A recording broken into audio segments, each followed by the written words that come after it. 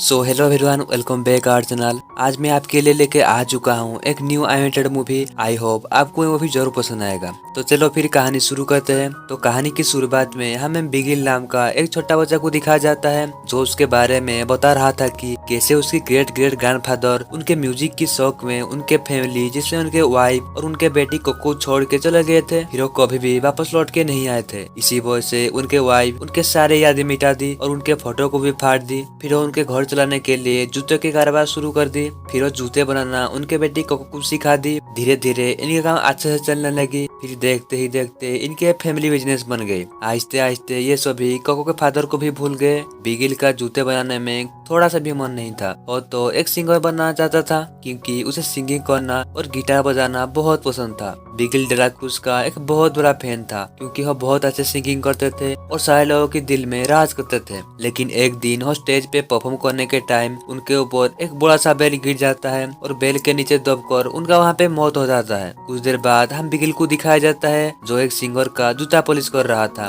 तभी वो सिंगर बिगिल को कहता है, अगर तुम डेलाक्रूज की तरह एक महान सिंगर बनना चाहते हो तो आज रात को उस टैलेंट शो में चले जाओ जिसके चारों तरफ बैनर लगे हुए थे। फिर वो सिंगर उसे उसकी गिटार भी देता है। लेकिन तभी वहाँ पे बिगिल का ग्रैंड मदर आ जाती है। फिर वह बिगिल को डांटने के साथ साथ उस सिंगर की पिटाई भी कर देते हैं। बिगिल उस टैलेंट शो में जाना चाहता था और वहाँ पे गाना गाना चाहता था, लेकिन उसके घर वाले उसे ऐसा नहीं करने देते हैं क्योंकि आज डे ऑफ डेथ था जिस दिन सारे लोग मिलके उनके फैमिली की मरे हुए लोगों को याद करते थे। तो अभी हम बिगिल को देखते हैं जो एक गिटार लेके एक खुफिया घर में आ जाता है जहाँ पे वो उसकी फेवरेट सिंगर डेलाक्रूज का बहुत सारे फोटो लगाया हुआ था और यहाँ उनको याद करने लगा था। बिगिल को उसकी फैमिली के ऊपर बहुत गुस्सा आ रहा था क्योंकि उसकी फैमिली को सिंगिंग से बहुत नफरत थी। फिर बिगिल सोचता है आज कैसे न कैसे मैं उस टैलेंट शो में जाऊंगा और बिगिल उसके घर में वापस आ जाता है।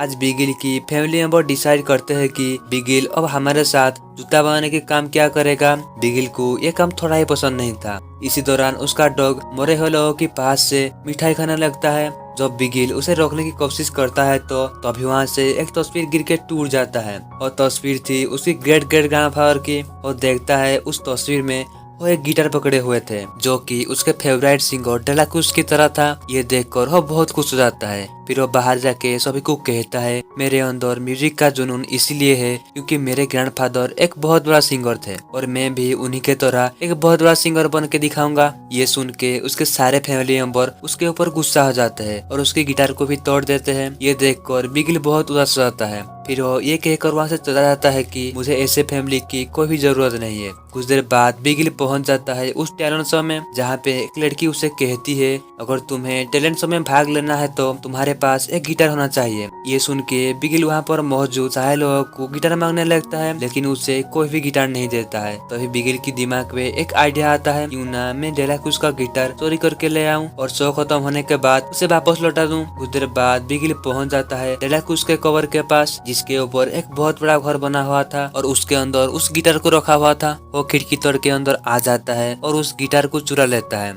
जैसे ही वो उसे बजाता है वहाँ पे एक मैजिक होता है क्योंकि आज डे ऑफ द डेथ था। आज सभी उनके फैमिली की मरे हुए लोगों को याद करते थे। तभी डेलाक्रूज की कबर पर एक आदमी आ जाता है और देखता है डेलाक्रूज का गिटार जमीन पर पड़ा हुआ है। उस आदमी को देखकर बिगिल बहुत डर जाता है। फिर वो वहाँ से भागने लगता है। तभी हम देखते हैं वो एक सोल की तरह लोगों के आर पार जा पा रहा है। ना ही कोई उसे देख पा रहा है और ना ही कोई उसका बात सुन पा रहा है। बिगिल भागते भागते एक गड्ढे में गिर जाता है। तभी उसकी मदद करती है एक लेडी स्केलेटन जो कि मर चुका था। ये देखकर वो बहुत डर जाता है। अब उसके आसपास बहुत सारे मरे हुए इंसान थे, उनमें बिगिल की फैमिली मेंबर भी थे। फिर वो सभी बिगिल को सोल के दुनिया में ले आते हैं जहाँ हमें पता चलता है मरे हुए इंसान की चीज चुराने की वजह से उसके ऊपर एक कर्ज आ गया है। इसी वजह से वो एक सोल बन गया है। बिगिल को वापस ठीक होने के लिए उसकी एक फैमिली मेंबर की ब्लेसिंग चाहिए थी जो कि मर चुकी होगी, वो भी सुबह होने से पहले। बिगिल देखता है उसकी ग्रेट ग्रेट ग्रैंडमदर सोल के ब्रिज ना तो पार कर पा रही है ना ही इंसान के दुनिया में आ पा रही है। फिर बिगिल की ग्रेट ग्रेट ग्रैंडमदर से ब्लेसिंग देख के वापस इंसानी दुनिया में भेज देते हैं। जब बिगिल वापस आता है तो वो उस गिटार को फिर से लेने की कोशिश करता है, जिस वजह से वो वापस सोल की दुनिया में आ जाता है, क्योंकि मरे हुए लोगों की चीज वो दोबारा चुराई थी, जिस वजह से उस पर वापस कर्ज लग गई थी। बिगिल को वापस यहाँ पे देखकर वो सभी हैरान हो जाते हैं और उसकी परदादी उस पर गुस्सा होने लगती है। बिगिल उन लोगों को कहता है, मुझे आप लोगों की ब्लेसिंग की कोई भी जरूरत नहीं है, मुझे एक सिंगर बनना है और आप लोग मुझे उल्टी ब्लेसिंग दे रहे हैं। फिर वो सोचता है क्यों ना मैं मेरे ग्रेट ग्रेट ग्रैंडफादर के पास चला जाऊं, जिनको मैं बहुत पसंद करता हूं। फिर वो कुछ बहाना बना के वहाँ से निकल जाता है। रास्ते में उसे हेक्टर नाम का एक स्केलेटन मिलता है। बिगिल एक इंसान है, ये सभी को ना पता चल जाए, इसीलिए वो बिगिल की फेस पर मेकअप कर देता है। दूसरी तरफ उसकी परदादी बिगिल को ढूंढने के लिए एक सोल गार्डियन को बुला लेते हैं। इधर हेक्टर बिगिल को ले आया था डेलाक्रूज के घर पर। यहाँ के उससे पता चलता है कि डेलाक्रूज और सर यहाँ पर एक सिंगिंग कंपटीशन करते हैं और इस कंपटीशन को जो जीतता है और डेलाक्रूज को जाके मिल सकता है। इस कंपटीशन में उससे पार्टिसिपेट करने के लिए उसे एक गिटार चाहिए था जो उसके पास नहीं था। फिर गिटार के लिए हेक्टर उसकी मदद करता है और बिगिल को ले आता है एक ओल्ड स्केलेटन के पास। वो ओल्ड मैन कहता है, अगर तुम्हें गिटार चाहिए तो मुझे एक गाना गा के सुनाना होगा। हेक्टर जैसे उसे गाना सुनाता है तो वो सोल वहाँ से गायब हो जाता है। बिगिल ये सब देखकर हैरान हो जाता है। फिर हेक्टर उसे कहता है, जब इंसानी दुनिया में कोई सोल को याद नहीं करता है तो वो सोल ऐसे ही गायब हो जाता है। ये सुन के बिगिल और भी हैरान हो जाता है।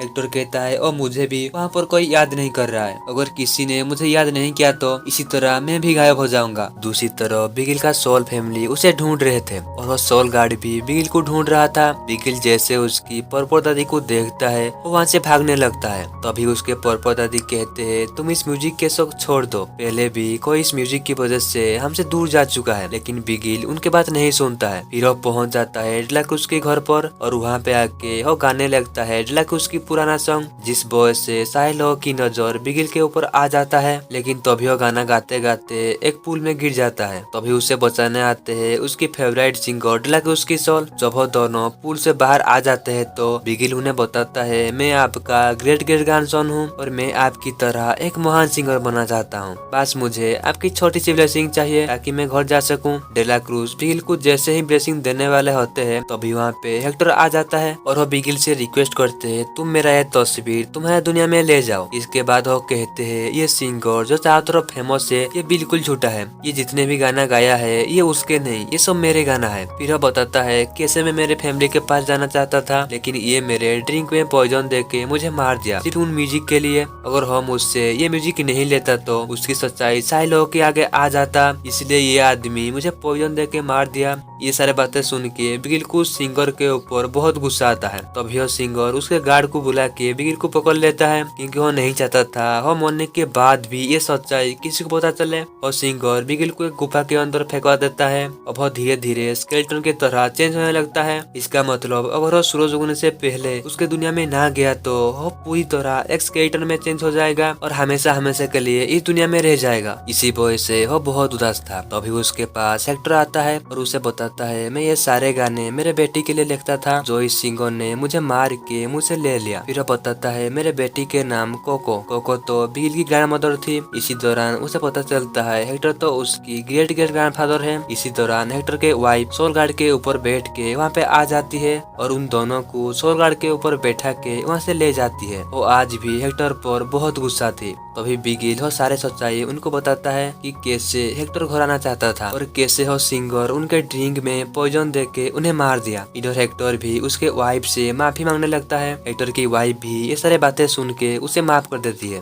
अब सभी डिसाइड करते हैं कैसे ना कैसे हेक्टर की तस्वीर को इंसानी दुनिया में ले जाएंगे। अब हेक्टर को इंसानी दुनिया में याद करने वाला सिर्फ उसकी बेटी कोको थी, क्योंकि हेक्टर की वाइफ ने इंसानी दुनिया से हेक्टर की सारी यादें मिटा दी थी। सिर्फ उसकी बेटी ही हेक्टर को याद रख सकती थी। और दूसरी रास्ता किसी तरह करके हेक्टर का एक तस्वीर इंसानी दुनिया में कोई ले जाता, लेकिन हेक्टर की तस्वीर तो उस सिंगर के पास थी। फिर हम सभी मिलके एक प्लान बनाते हैं, हम सभी मिलके उस सिंगर से उस तस्वीर को ले लेंगे। इसके बाद हम सभी उस सिंगर के शो में आ जाते हैं। फिर किसी तरह करके उस सिंगर से उस तस्वीर को ले लेते हैं। इसी वजह से उस सिंगर को बहुत गुस्सा आ जाता है। फिर सिंगर हेक्टर की वाइफ से उस तस्वीर को लेने की कोशिश करता है। इसी दौरान हेक्टर की वाइफ स्टेज पर आ जाती है। बिगिल उसकी परदादी को गाना गाने के लिए कहता है। तभी वो सिंगर भी उस तस्वीर को लेने के चक्कर में स्टेज पर आ जाता है। फिर वो सिंगर उस तस्वीर को लेते लेते उसके साथ डांस करने लगता है, लेकिन इतने कोशिश के बाद भी वो उनसे उस तस्वीर को नहीं ले पाता है। कुछ देर बाद उस स्टेज के पीछे उसे बिगिल मिल जाता है। फिर वो बिगिल को गुस्से में कहता है, अगर इंसानी दुनिया में पता चल गया कि मैंने हेक्टर को मारा है और हेक्टर की सारे गाना में चुराया था, और ये सच्चाई इंसानी दुनिया में आ गया तो मैं तुम्हें जिंदा नहीं छोड़ूंगा। लेकिन तभी कहानी में एक ट्विस्ट आता है। जब वो सिंगर बिगिल को ये बात बता रहा था, पीछे से वो सारे बातें कैमरा में रिकॉर्डिंग हो रहा था और सारे लोग उनके पास सुन रहे थे। जैसे ही वो सिंगर स्टेज पर आके गाने गाने लगता है, तभी सारे लोग मिलके उसके ऊपर अलग अलग चीज से मारने लगते हैं और सभी लोगों के सामने उस सिंगर का सच्चाई आ चुका था, इसीलिए सारे लोग उस पर गुस्सा होने लगते हैं। तभी वहाँ पे वो सोल गार्ड आ जाता है और वो उस सिंगर को एक बेर के नीचे दबाकर मार देता है, जैसे वो पहले इंसानी दुनिया में मरा था। ये देखकर सारे लोग खुश हो जाता है। अब सुबह होने वाला था, अगर बिगिल घर नहीं गया तो वो भी एक सोल बन जाता और हमेशा हमेशा के लिए यहाँ पे रह जाता।